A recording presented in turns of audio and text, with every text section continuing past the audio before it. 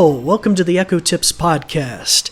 In today's episode, we're going to be dealing with staying in touch while at home. Many people, due to the coronavirus pandemic, or COVID-19 as some are calling it, are having to stay at home. Many people are working from home, and many people have their children going to school from online at home. So today we're going to talk about staying in touch, whether that be with workmates, classmates, or family members. And in particular, and this is going to be part one, we're going to deal with how to use Skype. That is the Microsoft Voice over IP service known as Skype. So before we get into that in any great detail, though, we're going to go to a brief message about our podcast, and then we'll be right back.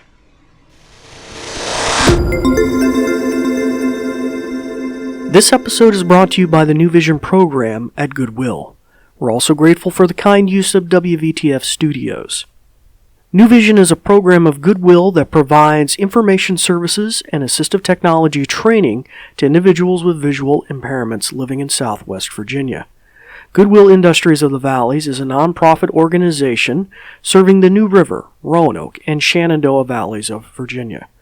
Goodwill's mission services help individuals with disabilities and disadvantages to get back to work and gain greater independence. These shows are provided for educational purposes. This podcast may not be retransmitted, sold, or reproduced without written permission from New Vision. Well, welcome back. For those of you who've been listening for some time, it's good to have you here with us again. But if you've been listening for a long time, we want to say thank you. At this point in our episodes, we have had over 41,000 listens to our podcast, and that's all made possible by listeners like you. Now, if you are listening for the first time, well, let me tell you a little something about myself. My name is David Ward. I'm an assistive technology instructor with the New Vision program at Goodwill Industries of the Valleys. Based here in Southwest Virginia.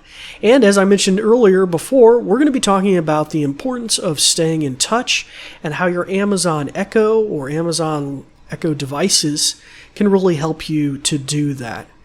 And so in particular, we told you we're going to be doing multi-parts on how to stay in touch, but today we're going to be zeroing in on a service called Skype. Now, Skype has been owned by many different companies and even been independent, but at this point it's a Microsoft product.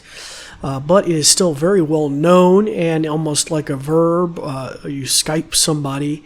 And so we're going to talk about how that all works.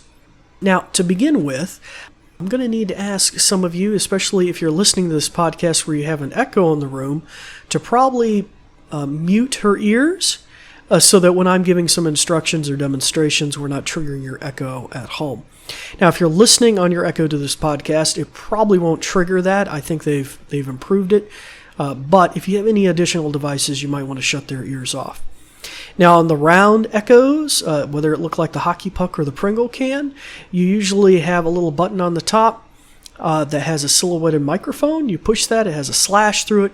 That will shut her ears off, and she won't be listening anymore. And you'll also get a red ring that comes across the top. So I'm actually going to follow my own advice right now because I'm going to be doing a little bit of talking before we get started. And there we go. It'll make a thump sound. Now, if you have an echo with a screen, which would also be great for Skype, you'll want to hit mute her ears as well, okay? And that'll put a red bar across the top, the bottom of the screen, I believe. And there's a button along the top, third button to the left. I think there's only usually 3 buttons on most of those devices. You press that button on the far left, and it will shut her ears off. All right, so hopefully everybody's had a chance to do that. So now I can describe things without triggering yours or triggering mine here in the studio. So first off, Skype is a Microsoft service, so you will need to probably have an account. But no worries. There's probably an easy way to do that. The easiest thing to do is to open your A-Lady app or Alexa app on your tablet or smartphone. And you're going to open that up, assuming that you're all logged in and all that good stuff. You're going to hit the menu button in the top left corner, and you're going to go down to Settings. From Settings, you're going to try and locate something dealing with communication. And you can go to the communication section. Now, I think It might have been bifurcated too. It might be a communications link off the main menu as well. If that's the case, then you would go to that. Now, one of the services you're going to see provided, and for a long time, this is one of the first services, was Skype. Now, if you can tap on that, it's going to ask you to link it to an account. And at that point, you can probably follow those steps, and you might even be able to create a free account. Because most Skype calls are free when it's Skype to Skype or Skype to another internet device. Usually you only need to pay if you're doing something that's phone calling related.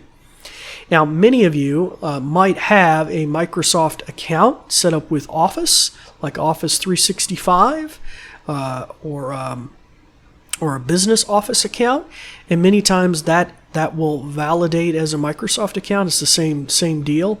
And I recently just got signed up for Office 365 and got 100 Skype minutes. So that would allow me to make calls, I think even international calls and things like that.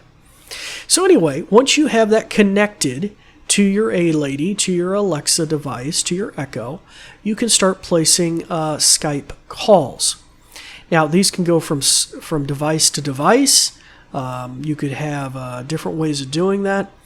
Now, I've used our Amazon Echo Show in the classroom to use Skype to do a video conference. So if you had a device such as an Echo Show that had a screen and a camera, this can also do video conferencing like Zoom, and or GoToMeeting or WebEx or anything like that. It's very similar.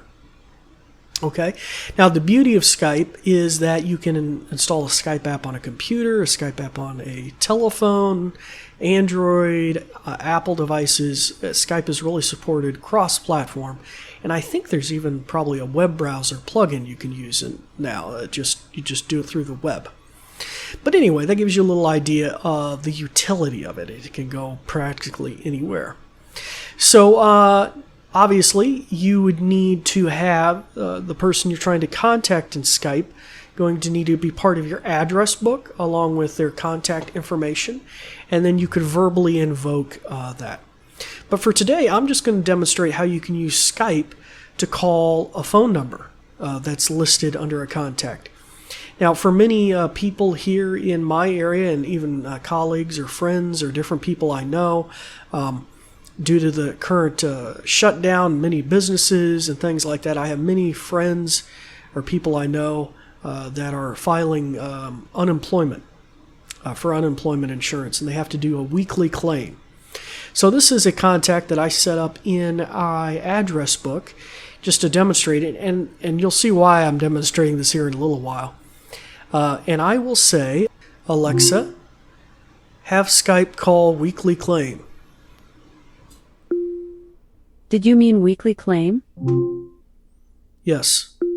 Calling weekly claim using Skype to phone.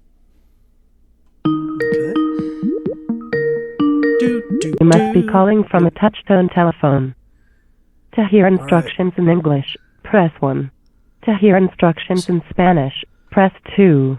So for kicks and giggles, we're going to do Spanish. Alexa, enter 2. Bienvenido a la línea de información de la Comisión de Empleo de Virginia. Para reclamos de seguro de desempleo Alexa, hang up. Okay, so the advantage of that, I just wanted to briefly show you something cool you could do, is even if you were calling a number, a physical landline, you can still press buttons effectively and do it with your voice. You can say enter number. That could work for a conference call using Skype. You could Skype to a specific number that maybe that otherwise would be expensive to call long distance for you, or any kind of call tree, But generally, I think most people are going to use Skype for Skype to Skype calling. In other words, they're going to be calling another Skype device. So that just gives you a little idea. Now, additionally, when you're in a call like that, you can adjust the volume. You can press the mute button. That will effectively mute your microphone, like say you were tied into a conference or something like, and that just gives you a little input. Now, I'm going to shut our ears off here again while I'm talking a little more about it. Now, I wanted to mention in particular some new features that came out just in the last year or so. connected with Alexa communication. And that is the variety of popular conferencing software that was usually restricted to what's called Alexa for Business. But now some of that has been brought over.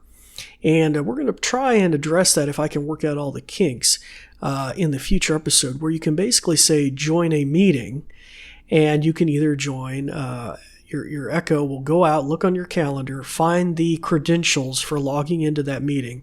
It looks right now it's only audio, this particular feature. But it could then, in turn, connect to an Amazon Chime video conference, a Cisco video conference, a WebEx video conference, a Zoom video conference, or Skype. But at this time, for people that aren't in the business plan, I think it would only do an audio call. But still, I mean, it would allow you to tie in and do so in a very seamless way. And we're going to probably address that in a future episode about staying in touch. But that just gives you a little idea about how you can use Skype to make either cheap landline calls, cheap cellular calls, or Skype to Skype calls, or even video conferencing calls if you had an Amazon Echo Show. But in our next episode, we're going to cover this topic again, staying in contact, and that'll be part 2, and we're going to be talking about some of the basic raw features without a third party like Skype, such as calling, dropping in, using it like a kind of like an intercom system inside your house, or maybe even to help maybe inform family members and the like and things like that. So that'll be addressed in our next episode. Until that time, it's time to turn your microphone back on, start practicing some of the many things that you've learned. And I'm David Ward for the New Vision program, signing off, and we thank you for listening. Thanks, Dave. In conclusion, let me tell you a thing or two. This episode is brought to you by New Vision at Goodwill Industries of the Valleys, and it is also made possible in part by a grant from Community Foundation serving Western Virginia. And there's more. We're also grateful for the kind use of WVTF Studios. New Vision is a program of Goodwill that provides information services and assistive technology training to individuals with visual impairments living in Southwest Virginia. For more information, check out our website at goodwillvalleys.com/newvision, with no spaces. Goodwill Industries of the Valleys is a nonprofit organization serving the New River, Roanoke, and Shenandoah Valleys of Virginia. Goodwill's mission programs help individuals with disabilities and disadvantages to get back to work and gain greater independence. These shows are provided for educational purposes. This podcast may not be retransmitted, sold, or reproduced without written permission from New Vision. Thanks for listening.